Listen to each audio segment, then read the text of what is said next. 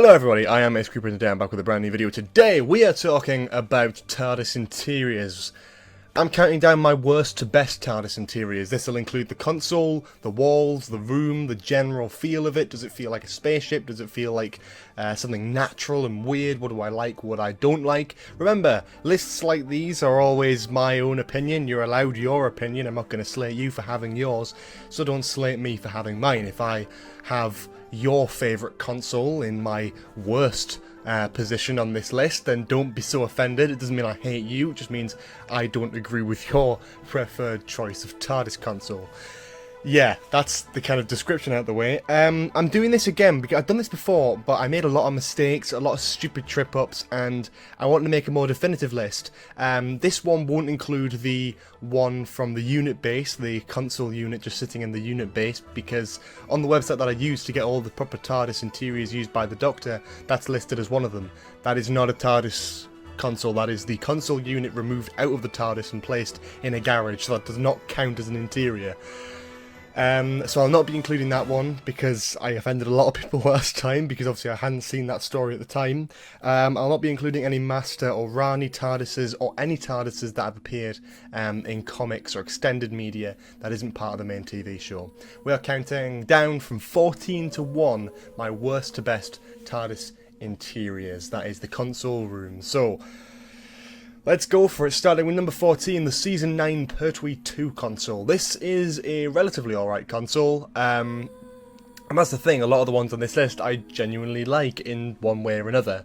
A lot of the classic consoles are very, very similar in their basic design, but this is probably the furthest out in terms of like how different it looked, and that's because of the experimental roundel design where they're sort of bowls that you'd use for sort of usually filling crisps with, but these are used in some sort of time and spaceship. It's a very nice console unit, but the walls just aren't really the nicest. I know a lot of people do like this, but I feel there's probably a reason the fishbowl design was never really used again. I personally don't like it that much. I think it is not only Pertwee's worst console, but it is definitively one of the worst Doctor Who TARDIS consoles that we've seen on the show. I really, really don't like it. I don't think I ever will. There's just something about it that just gets to me, I think. I feel it just looks a bit cheap on the walls. I feel like the first Doctor's interior looked less cheap and looked much better with the roundels, and that came years before when there was less budget. I just feel like they could have done so much more with this one, and I don't think it's ever really explored properly, and I'm just not a fan of it. Number 13 is the Season 14 wooden console from the secondary control unit, console room, whatever you want to call it. The one iconic for when the Fourth Doctor says goodbye to Sarah Jane Smith. That is one of the most iconic scenes, I believe, was filmed in this room. I mean, it's quite obvious to why I don't like this. It's, you know, it's respectable in its own right, you know, but that puts it above the fishbowl design, but, you know, I just wish it had some sort of moving time rotor and it had something a bit more experimental. A kind of wooden basis design was used for the 8th Doctor's TARDIS interior, and that was done a lot better. This just feels great with the walls. I love the roundels, I love the stained glass windows, and I love the screen and the handlebars and all that sort of thing work perfectly, but the actual console unit itself just doesn't look or feel great. It just kind of feels, unfortunately, quite cheap, and you can definitely tell it was meant to be a secondary console room, I'm aware of that, but still, when you're using it in stories, I feel like you probably want something a bit more extravagant than that. In 12th place is the Season 13 Baker 1 console. Tom Baker's first ever Doctor Who console room is a bit of a weird one, and quite frankly, there's nothing too strange about it. It is just your bog standard TARDIS control room. The only issue with the roundels here is, one, they are enormous, but two, they're the same colour as the walls, just slightly indented, so they're only just basically visible. That's the one major difference between this console and, I believe, Pertwee's last one, or I think it was his first one as well. But just there's a key difference between these. It just feels a bit weird having the same colour roundels on the same colour walls, and I think for me the white on white doesn't really work too well, but hey, you know, I like it in its own respect, but it's just nothing in comparison to some of the other designs, especially even the classic ones. In 11th place, we have the Season 15/Season 20 TARDIS. This is for the Baker's third TARDIS and Davison's first TARDIS. This was before the big, expensive upgrade for the 5 Doctors around that time, which stuck throughout the rest of the classic era. This instead is kind of the midway gap between that. They got the new nice wallpaper with the white pillars and the sort of yellowy orange glow coming through the roundels, but the console kind of remained the same. So the only reason I don't like this one, I feel like, first of all, the set is much smaller, but not just that, I feel like they were kind of in the middle of it, you know what I mean? Like, they were kind of halfway through upgrading it. If it had changed from the earlier one, like Baker's second one, all the way to Davison's sort of second one, the 5 Doctors one, which was used by Baker, Davison and McCoy, it would have been a lot nicer to have a big, bold transition, whereas this just feels like it's slap bang in the middle of the two. You know, it's got the yellowy walls with the cool pillars, but it's also got the old console unit. If you swapped everything around as well, it would be much nicer. So I feel like the two before and after this console are much more memorable, hence this one's kind of left in the background. But yeah, I like it, nothing majorly wrong with it, it's just not very that memorable. 10th place, we have the Series 5 Smith 1 console, Matt Smith's first TARDIS console and the first TARDIS console update since 2005, when the show was returned back onto BBC after a few years of hiatus. Now, I like this console, I really do. Again, it sums up a lot of my childhood, but looking back on it, it's just not the nicest or most visually appealing designs. I think one of its positives is that it's so colourful and so homely and has a really nice, the lovely orangey glow gives it that sort of warm home vibe. And I love that. I love Matt Smith's era, especially in Series 5 and 6. And I feel like that really, you know, gives that vibe, but I can't really judge a console design based on the era that it was based in. It tried to take what worked with the Tennant TARDIS and make it again for a new Doctor, and I like that, but I feel like they went way over the top with the wackiness and the piece togetheriness. What I really liked about Tennant's is that it was a bit messy, but it was subtle. And it was still, you know, symmetrical, and it was still nice.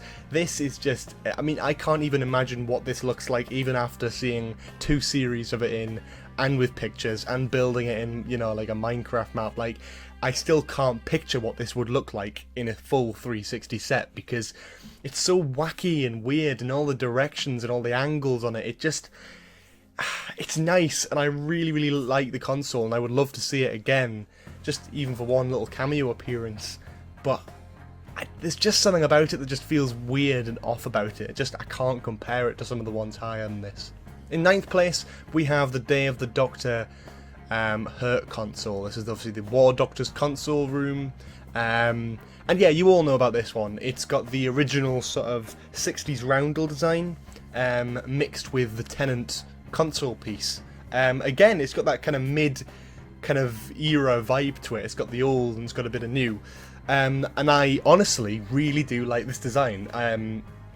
You'll see where Tennant's TARDIS places higher on my list, but I am a big fan of Tennant's console, so to see it in a different light with the whole classic feel of the roundels and all that sort of thing, to give it that treatment, it was very exciting in the episode, and it stuck with me as one of my favourite designs.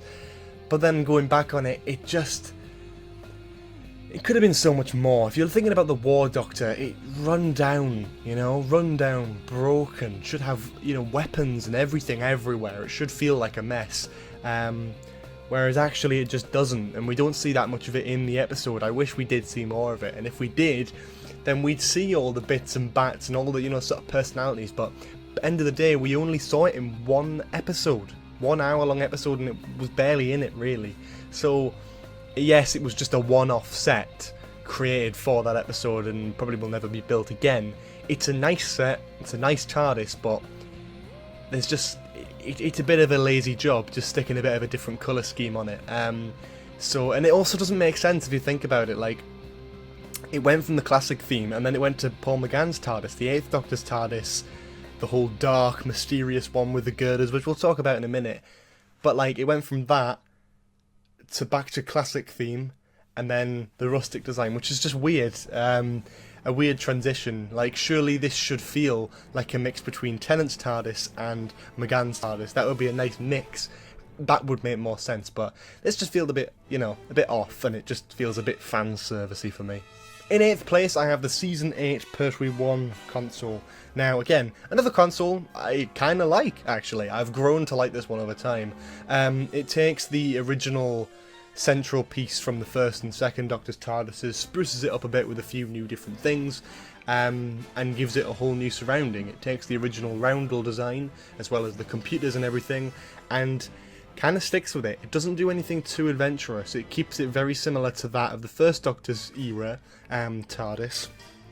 But the only difference is, of course, being the fact that this is in colour, so they're able to use lighting a lot more effectively. There's obviously colours and all that sort of thing to it, and the back wall with the roundels on is sort of slightly translucent, so it's kind of smoked out glass, so you can kind of see lights behind it, which was possible in the first Doctor and second Doctor's TARDISes, but it was much more subtle, whereas this is a lot more obvious that there are lights behind it, and you could do a lot of things with that, and to me it kind of opened up a lot of different opportunities. The kind of slightly opaque and see-through glass sheets over the roundels is a design that I actually really liked, and definitely could be used and utilised again, but really never was. It was just kind of replaced back to the traditional roundel design as you see with Baker's consoles. So yeah, I really do like this, and I have a soft spot for it. In 7th place, we have the Series 7 Smith 2 console, the big expensive TARDIS reboot. This is when the TARDISes began the sort of atmospheric phase, which it's still not out of. I do like this, and I will always have a soft spot for it. Just think of that moment where Matt Smith claps his hands and all the lights in the TARDIS come on, and the music swells, and it's Clara's first time entering the TARDIS.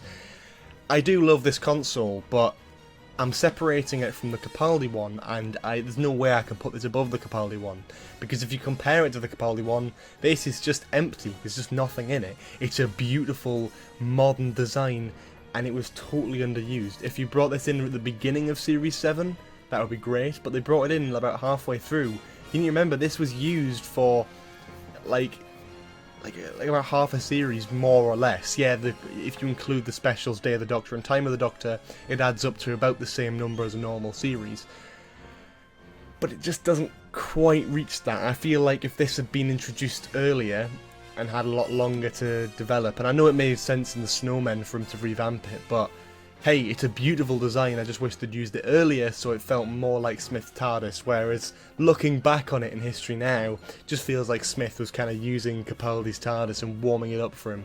I love the blue and I love the green and I love everything about this, but everything I love about this is also the same in the Capaldi TARDIS, but the Capaldi TARDIS had years more improvement put into it, so I'm going to have to put this a little bit further down. In 6th place, we have the TV movie McGann console. I really like this one. It's very rustic, it's very unique, and it is kind of a one of its kind. It is the first TARDIS to introduce the girder design, with the whole sort of panels coming up from the side, as well as the TARDIS being attached to something above it as well. Obviously, the classic consoles had the time rotor go up and down and not actually touch the ceiling at all. So this was something a bit new and a bit fun and a bit funky and a bit different, and in my opinion they got it bang on. I love the fact that he's got a massive console room with a study. He's got cases, filing cabinets, chairs, tables, booklets, bookshelves, loads of stuff like that. It's jam-packed. It's such a comfortable, homely space, but it also has that really cool 90s gothic-y vibe that we've never seen with any other Doctor's TARDIS, and I really do like this to this day. It's very steampunky. That's what it kind of feels like with the girders and the different metal parts mixed with the wood, and I feel like this is a very, very nice design of TARDIS. It's a shame that there's not much access to it anymore. I believe the console unit still exists, but obviously because it was a one-off and they never got to make more than just the one episode for this American Revival series, the rest of the console room just got demolished, and along with everything else. But this set was beautiful and definitely well, one of the best and most redeeming parts of the TV movie, one of which was also Paul McGann, if you're wondering as well. In 5th place, the Series 11 Whittaker console. You're probably wondering where this is going to show up on the list. Now, I have very strong opinions on this. I really like Jodie Whittaker's console. I really do, and I don't know why, because I can see why a lot of people don't like it. It is a big, big change to Capaldi's, and I think the one weakness this has is it comes right after the Capaldi TARDIS, which ultimately is nicer and looks more expensive. If you think about the prices spent on each one, the Capaldi one feels like it should be more, whereas I believe it's more close to about equal, and knowing that it had the same amount of money spent on it just doesn't quite feel the same. But what I am happy to say is I'm happy to see a return of the kind of girder design with the pillars. This time, of course, made out of crystals. It very follows that crystallic type vibe design.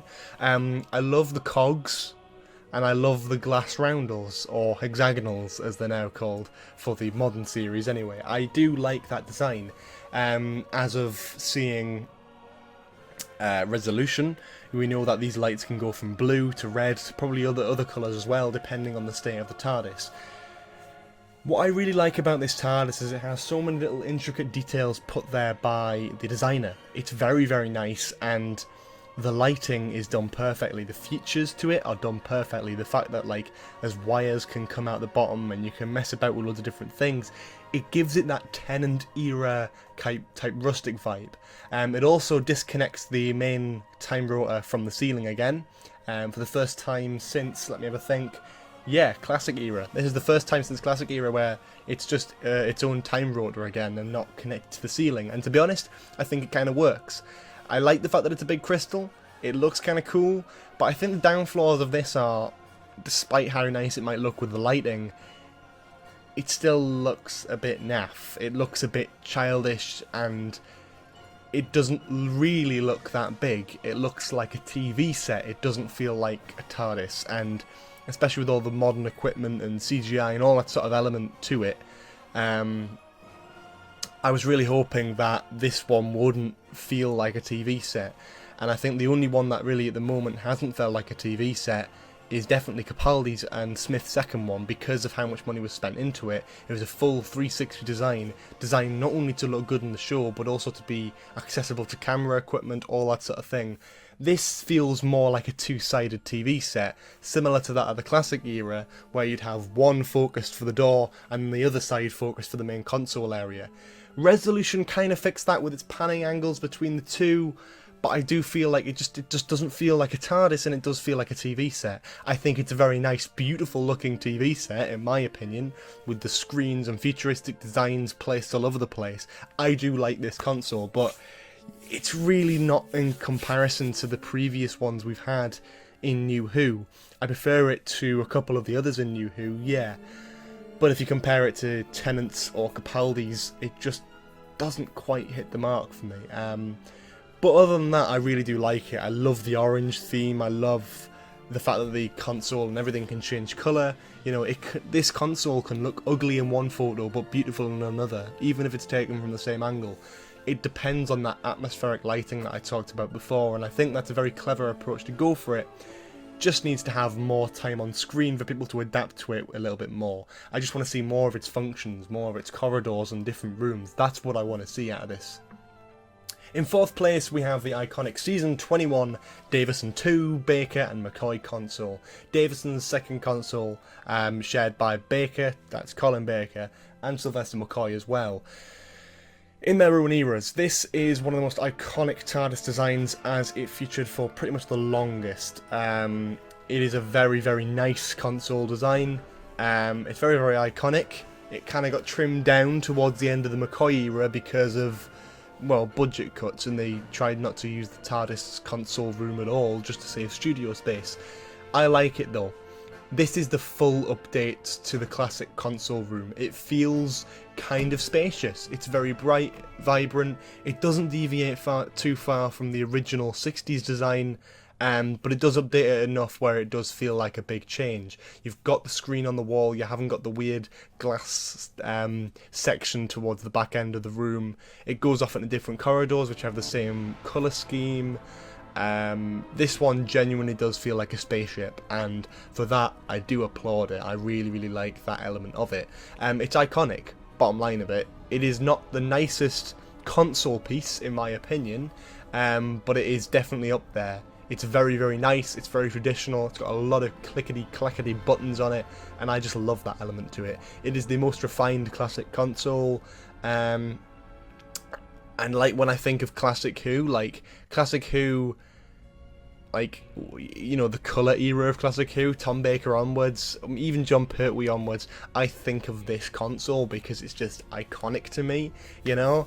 I'm trying to think now, it must be, yeah, like 2 Doctors regenerated in this console room here, and I think to me that just narrows it down in history as one of the more iconic ones. Not my favourite, but it's certainly up there, as you can see. In third place we have the Series 8 Capaldi console. I do love this console, I really do, and the reason I love it is because, again, it expands on one of my other favourite ones, which is the Smith one. Smiths would be higher up if this one didn't exist, because this one expands on that, adds the bookshelves, adds the chalkboards, adds all the personal, you know, details to it. What I love about a TARDIS, and something I can knock about the Jodie Whittaker TARDIS, which I forgot to mention actually, is the fact that in this TARDIS, it's homely. You can sit down. There's chairs. You can sit down, you can talk, you can sit on the stairs, you can sit anywhere, you can stand anywhere, you can lean anywhere. There's loads of different options for it. Compare that to the Whittaker one. The Whittaker one, a lot of the companions most of the time are just standing around, leaning on the pillars, leaning on the console, because there are no seats. This hasn't got the personality level to that of the McGann TARDIS, where it is like a full study, but this is the closest it's got, and I think this is probably the closest to perfect TARDIS design we've had. I do really like it, and I think it is one of the best designed TARDISes in New Who.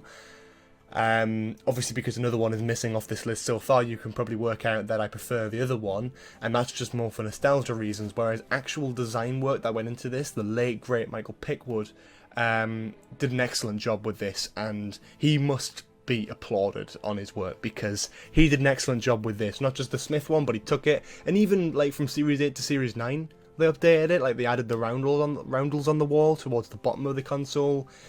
Just, I think the red design with the main console unit works so much better in this TARDIS as well. The bright colours, it works so well for this era, and I think it's definitely one of the best things about Capaldi's era in the show. I really do love it that much. In second place we have the Season 1 Hartnell console. Before people on the Discord server start complaining, yes, that is an edited photo I found online from the console at the Doctor Who experience, because I didn't want to use an older photo. It is the same console. I'm going to be judging it all in one. I'm talking about the original Hartnell console that was used. Yes, it's a studio. Yes, one of the walls is literally wallpaper, and that does take away from it, but nothing will take that original space age vibe away from it. It is a beautiful console unit, either in mint green or in black and white, I don't care. It is beautiful. The buttons on it, the levers on it, every little precise detail on it is pretty much damn perfect, and it's brilliant. The walls are perfect. The iconic roundel design that was introduced with this TARDIS is in full effect and never got better than in this console room. You know, it's wedged into the wall, it's bright white colours, it's bright, it feels like a sophisticated time machine, and that's what the original show wanted to go for. It wasn't trying to adapt anything, this was the original, and this set in itself is a beautiful one. I honestly wish, you know, if I had a time machine, I wish I could go back to the 60s and be in this studio and just see it, because I feel like it would be a wonderful experience because of how iconic it is. But not just that, but how much it means to Doctor Who fans, and how I just can't explain it. To me, this is just one of the most beautiful looking consoles. In fact, it's more beautiful than the number 1 spot. I've got my own reasons for loving number 1. But this is the most beautiful design visually. Especially with the whole modern photography techniques. That's why I've used a more modern photo for it. I just love it. It wasn't perfect in Twice Upon a Time, they made a few iconic changes, but, you know, nevertheless, it's still a beautiful console. And it's one of those ones that I'd love to see them release a playset of. I know they never will, but I just adore it. I really do. And in first place, the Series 1 Eccleston / Tennant console. My favourite console. And the reason for that is, well, there's a few. The main one is nostalgia. I grew up on this console, so to me this is the definitive one. I love how the light shines in this console. All the main green lights are in the console.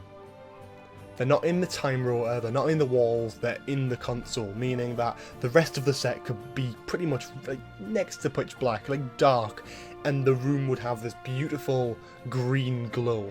Or you could have it the other way, and have the green glow kind of numbed down and have the walls really bright orange. And the element of change and atmospheric lighting really came from this TARDIS console. Yes, it wasn't utilised how they'd probably utilise it today, and yes, it is a bit messy and dark and dank and a bit minging, but I love it. It's iconic in its own fashion, and this is the Hartnell TARDIS of the New Who era. It is the original, and it is kind of what set things in place. If they came back and decided to have a very classic looking console, nothing like the McGann one, detached from the ceiling again, small little time rotor, a little bit funky, a little bit more modern, then all of the designers probably would have stuck with that until one hit breaking point and had to do something different with it. This introduced the scheme of things. We wouldn't have had the Smith consoles, we wouldn't have had the Capaldi console if it weren't for this design, because I feel like this kind of inspired it. And I think this is so loved and appreciated by fans that it's just so iconic to me and a lot of people.